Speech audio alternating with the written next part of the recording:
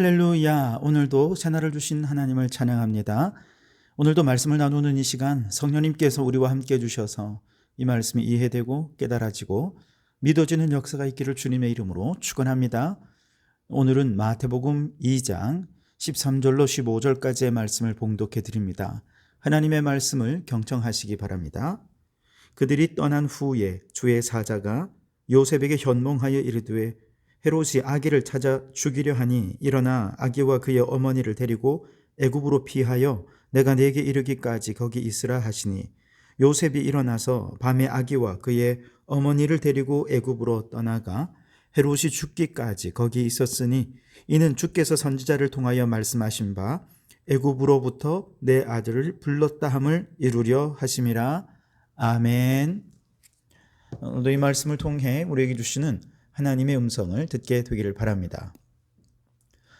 구약 성경 민수기 24장 17절 말씀에 보면 거짓 선지자 발람이 모압 왕 발락에게 뇌물을 받고 이스라엘을 저주해 달라라고 하는 사주를 받게 되죠. 그런데 오히려 그는 하나님이 보여주시는 대로 이스라엘을 저주하기는커녕 축복의 말만 잔뜩 하게 됩니다. 얼마든지 하나님의 계시를 무시하고 돈에 눈이 멀어서 이스라엘을 저주할 수도 있었지만 그는 그나마 양심적인 사람이었던 것 같아요. 그는 하나님께서 보여주시고 들려주시는 것만 전하게 되는데요.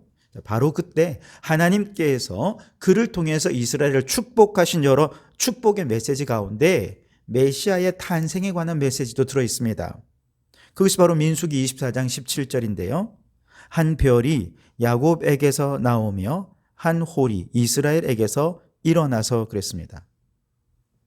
한 별이 야곱에게 나오고 한 홀이 이스라엘에게서 일어난다. 이스라엘을 그 빛으로 인도할 메시아, 왕 같은 메시아, 그가 오실 것이다 라고 하는 것이죠. 자, 이 예언은 이후에 오랜 세월 동안 유대인들에게 메시아에 대한 예언으로 인정이 되었습니다. 그런데 이처럼 오실 메시아가 별을 통해 자신을 나타낼 것이 예언되었다면 메시아를 그렇게도 간절히 기다리던 유대인들이 정말 천문학을 연구해서 그 천문학을 발달시키는 것이 맞는 것 아니겠습니까? 그런데 이상하게도 유대 안에는 천문학이 발달되지 못했습니다. 그래서 하나님께서는 페르시아에서 천문 현상을 관찰해서 미래의 운명을 점치던 자들인 마귀, 오늘 성경에는 그들을 동방박사라 그렇게 소개를 했습니다만 이들은 점성술사들이었습니다. 바로 이 마귀들이 별을 통해서 메시아의 탄생을 알게 된 것이죠. 물론 그들의 조악한 천문학적 지식으로 메시아의 탄생을 알았을 리는 만무하겠죠. 다만 성령님께서 그들에게 영의 눈을 열어주셔서 메시아의 탄생을 알리는 빛난 별을 보게 하셨고 그 별을 따라 예루살렘에까지 오게 하신 것이었죠. 이들이 예루살렘의 왕궁에 와서 헤롯 왕에게 말하죠. 2절에 보시면 유대인의 왕으로 나신 이가 어디 계시냐? 우리가 동방에서 그의 별을 보고 그에게 경배하러 왔노라 하니 메시아의 탄생을 별을 보고 알았다라고 이야기하자 왕궁이 아주 발칵 뒤집어집니다. 3절에 헤롯과 온 예루살렘이 듣고 소동한지라. 여러분, 메시아가 탄생했다는 이 기쁜 소식을 누구보다도 기다리고 고대했던 유대인들이 아니었습니까? 그리고 그들은 이미 한 별이 야곱에게서 나오리라 이 예언을 알고 있었기 때문에 백사들이 별을 보고 왔다는 말을 들었을 때 아마 상식적으로라면 와, 이렇게 기다리던 메시아가 오셨구나, 아마 기뻐하는 것이 상식적인 반응이 아니었을까요? 혹은 메시아가 오셨는데도 그들은 별을 보지 못했으니 메시아의 오심을 몰랐던 스스로를 죄송해 하는 것이 올바른 반응 아니었겠습니까? 아니면은 너무 갑작스럽게 오신 메시아로 인해서 놀라워하는 반응을 보이는 것도 나쁘지 않은 반응이었을 겁니다. 그런데 이 모든 반응을 제외하고 오늘 말씀에 보면 그들의 반응은 소동했다는 것입니다. 왜 감사나 기쁨이나 놀라움이 아니라 소동이었을까? 두 가지 이유 때문에 그런데요. 우선 그동안 너무 오랜 세월 동안 고난이 그들을 짓눌러서 메시아에 대한 기대와 소망이 사라졌기 때문에 그렇습니다. 이들은 쉴 새 없는 전쟁으로 지칠 대로 지쳤습니다. 이제는 거의 아사 직전이 되었습니다.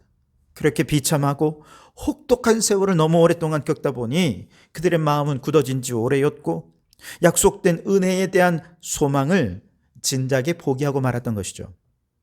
그런데 어떤 별이 나타났고 그 별을 따라 낯선 이방인이 찾아왔다고 하니 아이고 혹시라도 또 다른 재앙의 징조가 시작된 것은 아닌가 두려워해서 소동했다는 것입니다. 여러분, 고난이 자꾸 겹치고 오랫동안 고난이 이어지면 소망의 마음이 사라집니다. 마음이 딱딱하게 굳어지게 되죠. 어쩌면 우리의 이웃들의 삶도 고난이 겹치고 겹쳐서 너무 먹고 사는 것조차도 빠듯하고 지치고 힘들어서 이제 구원에 대한 소망도 사라진 그런 분들이 계시지 않습니까? 바로 이런 분들에게 오늘 예수님의 탄생의 소식이 증거될 수 있길 바랍니다. 그리고 그 예수님으로 인해서 그들의 마음에 이제 소동이 좀 일어났으면 좋겠어요. 고난에 짓눌려 희망 없이 그저 잠잠하고 평안한 삶을 살기보다 두렵지만 그러나 그 예수님으로 인해서 내 안에 새로운 일이 발생하고 소동이 일어난다면 이것은 좋은 일이 아니겠습니까? 예수 구원의 메시지가 들려질 때 마음이 소동하고 소동하는 대로 분주하게 움직이면서 구원의 메시지를 찾고 믿음의 길로 나와서 새롭게 거듭나는 삶을 시작할 수 있도록 구원의 복음을 들고 이웃들을 향해 찾아가는 우리 성도들이 되실 수 있기를 바랍니다. 두 번째로 소동이 일어난 이유는 헤롯 왕의 시기 질투 때문이죠. 헤롯 왕은 유대인이 아니고 에돔이 세운 나라였던 이둠의 출신이었습니다. 그러니 유대인의 왕이지만 유대인의 지지를 얻기 위해서는 정말 전전긍긍하면서 유대인들의 눈치를 볼 수밖에 없었던 것이죠. 게다가 그는 뇌물을 주고 로마 황제로부터 겨우겨우 유대인 분봉왕의 지위를 얻었거든요. 그러니 불안할 수밖에 없습니다. 호시탐탐 자신의 자리를 노리는 사람들로 가득했다는 걸 그는 너무 잘 알고 있었습니다. 그래서 그는 잔인할 정도로 자신의 왕권을 노리는 자들을 처단할 수밖에 없었던 것이죠. 자, 그런데 유대인의 왕으로 아기가 태어났다는 것입니다.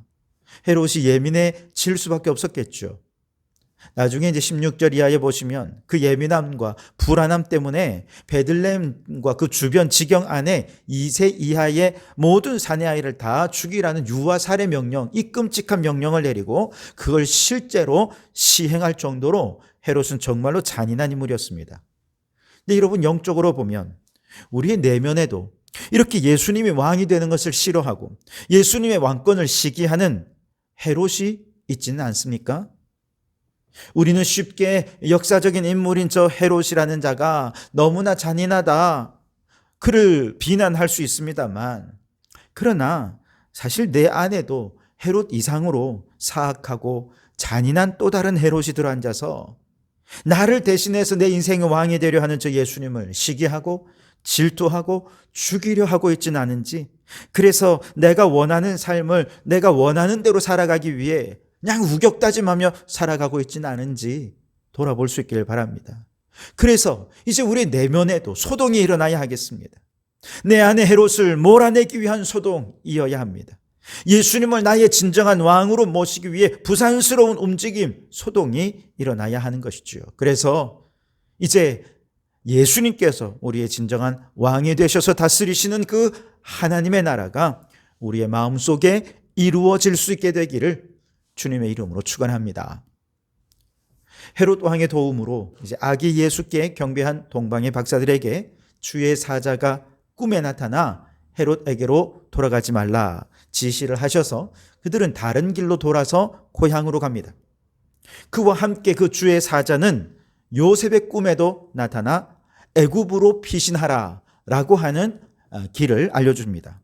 13절에 보시면 그들이 떠난 후에 주의 사자가 요셉에게 현몽하여 이르되 헤롯이 아기를 찾아 죽이려 하니 일어나 아기와 그의 어머니를 데리고 애굽으로 피하여 내가 네게 이르기까지 거기 있으라 하시니.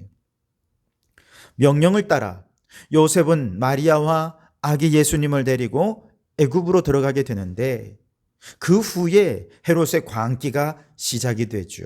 말씀드린 대로 유아 살해 명령을 내리고 그것을 시행하면서 베들레헴과 그 주변 지경에 통곡하는 소리가 끊임없이 들리게 됩니다. 다행히 애굽으로 피신한 아기 예수님은 헤롯이 죽기까지 애굽에 머물다가 헤롯이 죽은 후에 이제 유대 땅으로 돌아오게 되는데 바로 이 사건은 호세아 11장 1절의 예언의 말씀을 성취하신 사건으로 오늘 기록하고 있습니다. 오늘 2장 15절에 인용된 것은 애굽으로부터 내 아들을 불렀다라고 하는 내용을 짧게 인용하고 있지만 원래 호세아 11장 1절에는 이렇게 기록되어 있습니다. 이스라엘이 어렸을 때에 내가 사랑하여 내 아들을 애굽에서 불러내었거늘, 그렇게 기록되어 있습니다. 바로 이 사건을 우리는 예수님의 출애굽 사건이다 이렇게 말할 수 있겠습니다. 예수님의 출애굽 사건을 얘기하기 전에 먼저 예수님이 이 땅에 오신 사건에는 창조의 사건이 먼저 있었다는 것을 말씀드려야 할 것 같습니다. 요한복음 1장 말씀에 태초에 말씀이 계시니라 이 말씀이 하나님과 함께 계셨으니 이 말씀은 곧 하나님이시니라 그가 태초에 하나님과 함께 계셨고 만물이 그로 말미암아 지은 바 되었으니 지은 것이 하나도 그가 없이는 된 것이 없느니라. 참빛 곧 세상에 와서 각 사람에게 비추는 빛이 있었나니 그가 세상에 계셨으며 세상은 그로 말미암아 지은 바 되었으되 세상이 그를 알지 못하였다라고 말씀하시죠. 여러분, 요한복음에서는 계속해서 예수님의 탄생을 태초의 창조와 연결을 시켜 말씀하고 있습니다. 태초에 예수님께서 성부 하나님과 함께 창조 사역을 감당하셨고 태초에 빛이 비치듯이 어둠 속에 예수님께서 이제 빛으로 이 땅에 오시면서 세상이 다시 그로 말미암아 창조되었다라고 말씀하십니다. 가장 중요한 것은 영접하는 자 곧 그 이름을 믿는 자들에게는 하나님의 자녀로 새롭게 재창조되는 재창조의 역사가 나타났다는 것이죠. 예수님은 바로 이 재창조의 사역을 위해 이 땅에 오신 것이죠. 그리고 이제 예수님 안에는 출애굽 사건도 있습니다. 예수님께서 애굽으로 피신 가셨다가 주의 사자의 현명을 듣고 다시 갈릴리로 들어오게 되셨을 때 이것을 예수님의 출애굽 사건 이렇게 부릅니다. 다시 말해서 누구든지 예수님을 믿는 자들마다 마치 출애굽하듯 마귀의 나라에서 하나님의 아들의 나라로 출죄악 시켜주셔서 죄인을 의인되게 하시고 마귀의 종로로 타던 자를 이제 하나님의 자녀 삼아주시기 위해 주님께서 이 땅에 오셨다는 것이죠. 근데 여러분, 왜 예수님의 출애굽 사건이 필요했을까? 그 이유는 옛날 모세가 이끌고 나온 그 옛날의 출애굽 사건, 첫 번째 출애굽 사건이 완전하지 못했기 때문에 그렇습니다. 그렇게 하나님의 은혜로 출애굽한 이후에 40년 동안이나 광야 생활을 통해 하나님의 백성답게 훈련하지 않았습니까? 그럼에도 불구하고 그들이 가나안 땅에 들어간 이후에 어떻게 되었습니까? 계속해서 가나안의 바알신 아세라신을 섬기면서 그들이 스스로 마귀의 종노릇하러 마귀에게 기어 들어간 것입니다. 그래서 예수님께서 애굽에서 나오시는 이 상징적인 사건을 통해서 예수님께서는 많은 사람을 저 마귀의 나라에서 하나님의 아들의 나라로 옮겨주시기 위해 이 땅에 오셨노라고, 죄인을 의인으로 변화시키기 위해 이 땅에 오셨고 마귀의 종노릇 하던 자들을 하나님의 자녀 삼아 주셔서 자녀의 모든 권세를 주심으로 하늘나라를 상속받는 자가 되게 해 주시겠다, 이 일을 위해 예수님께서 오셨다는 사실을 말씀해 주고 있는 것이죠. 그런데 바로 이 예수님의 구원 사건은, 출애굽 사건은 불완전한 출애굽이 아니라 과거의 출애굽을 이제 완성하시기 위해 주님께서 이 땅에 오셔야 했고 이 출애굽 사건을 감당하셔야 했다는 것이죠. 여러분이 출애굽 사건의 완성을 위해 예수님께서 행하신 일은 어떤 것입니까?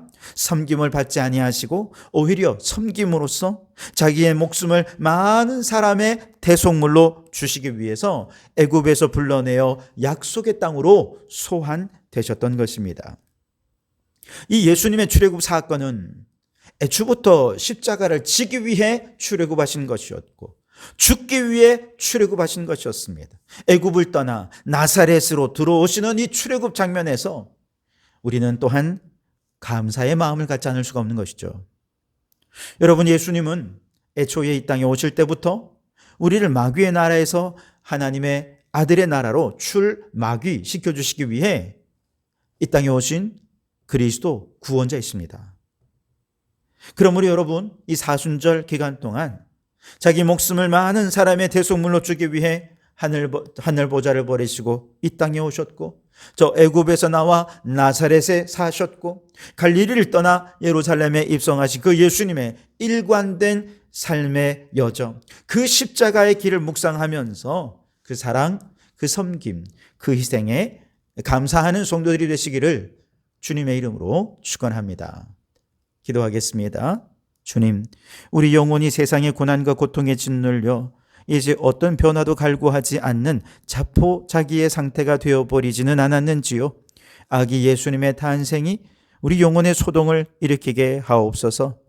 혹 내 안에 내가 왕이 되고 싶어 하듯 헤롯이 들어있지는 않은지 돌아보게 하시고 악한 왕 헤롯을 내보내고 예수님을 우리의 진정한 왕으로 모시게 하옵소서. 호세아를 통해 예언하신 대로 예수님은 영적 출애굽을 위해 이 땅에 오신 줄 믿습니다. 죄인의 나라에서 의인의 나라로, 마귀의 나라에서 하나님의 아들의 나라로 영적 출애굽의 축복을 선물해 주신 주님 감사합니다. 출애굽하여 이제 나사렛으로 들어가시는 이 길은 죽음의 길이요 십자가의 길이었지만 또한 우리를 살리는 길이었음을 고백하며 감사를 드립니다.